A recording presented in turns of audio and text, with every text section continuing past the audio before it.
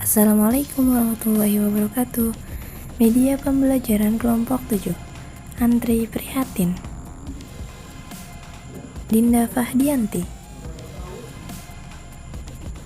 Meika Sintia, Siti Hadiatul Mutabiah,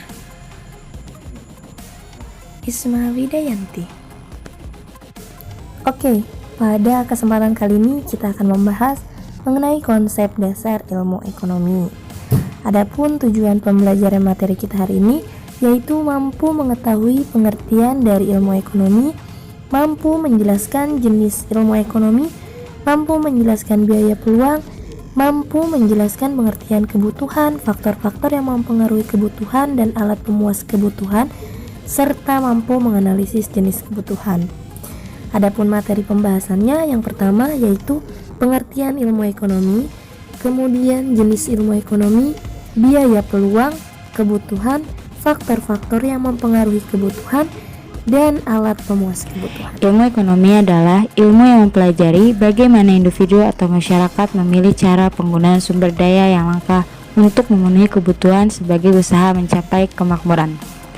Jadi, ilmu ekonomi dapat diartikan juga sebagai ilmu yang mempelajari individu dan masyarakat dalam menentukan pilihan untuk menggunakan sumber daya yang langka atau tanpa uang dalam upaya meningkatkan kualitas hidupnya atau kemampuan dan kesejahteraan. Untuk selanjutnya yaitu materi tentang pembagian ilmu ekonomi. Yang pertama, ilmu ekonomi deskriptif. Ilmu ekonomi deskriptif adalah kajian yang memaparkan secara apa adanya tentang kehidupan ekonomi suatu daerah atau negara pada suatu masa tertentu. Yang kedua, ilmu ekonomi teori. Ilmu ekonomi teori itu dibagi menjadi dua. Yang pertama, ilmu ekonomi mikro. Ekonomi mikro adalah cabang dari ilmu ekonomi yang mempelajari perilaku konsumen dan produsen, serta penentuan harga-harga pasar dan kuantitas faktor input, barang, dan jasa yang diperjualbelikan. Yang kedua, ilmu ekonomi makro. Ekonomi makro adalah cabang dari ilmu ekonomi yang membahas permasalahan ekonomi secara keseluruhan menyangkut sistem dan organisasi ekonomi. Dan yang terakhir, ekonomi terapan. Ilmu ekonomi terapan yaitu cabang ilmu ekonomi yang menggunakan analisis ekonomi teori untuk merumuskan kebijakan-kebijakan, pedoman yang tepat untuk menangani masalah ekonomi tertentu. Selanjutnya adalah biaya peluang atau opportunity cost.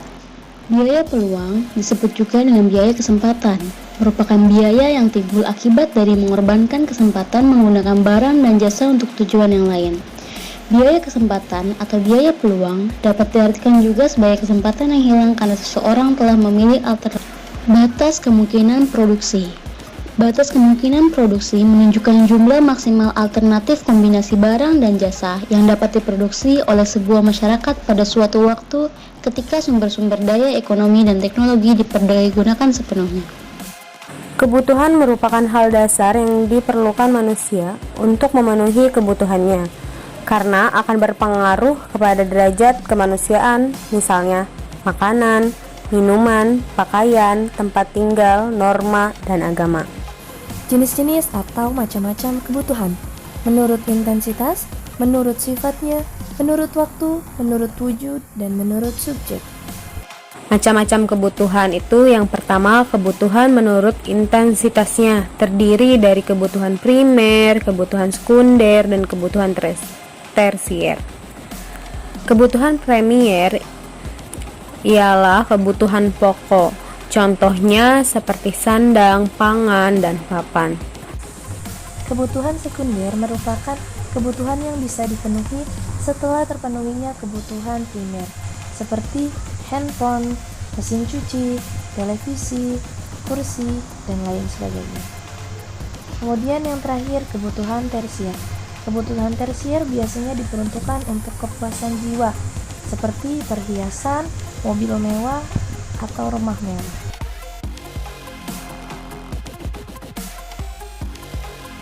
Yang kedua, kebutuhan menurut sifatnya terdiri dari kebutuhan jasmani dan kebutuhan rohani.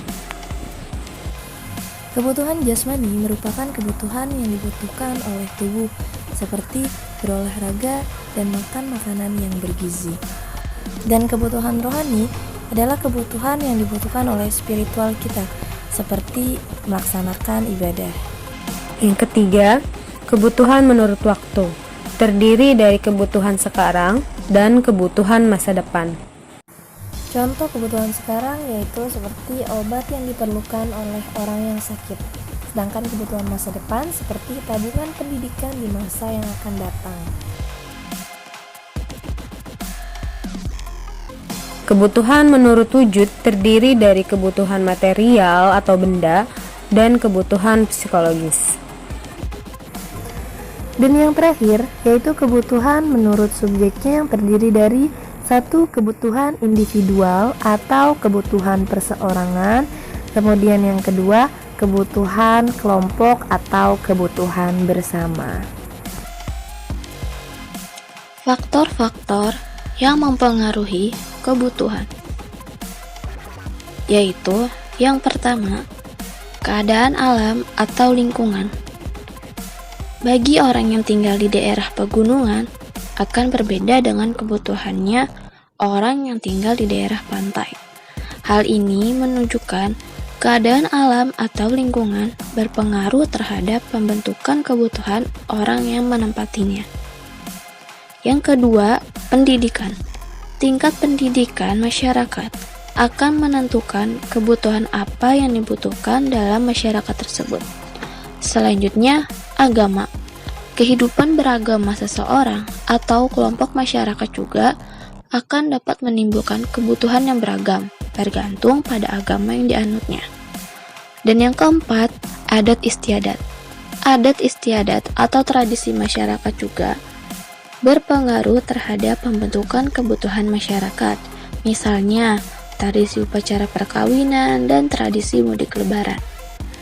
Dan yang terakhir, peradaban. Tingkat peradaban suatu masyarakat juga akan berpengaruh terhadap pembentukan kebutuhan. Semakin tingginya peradaban, semakin tinggi pula kualitas barang yang dibutuhkan.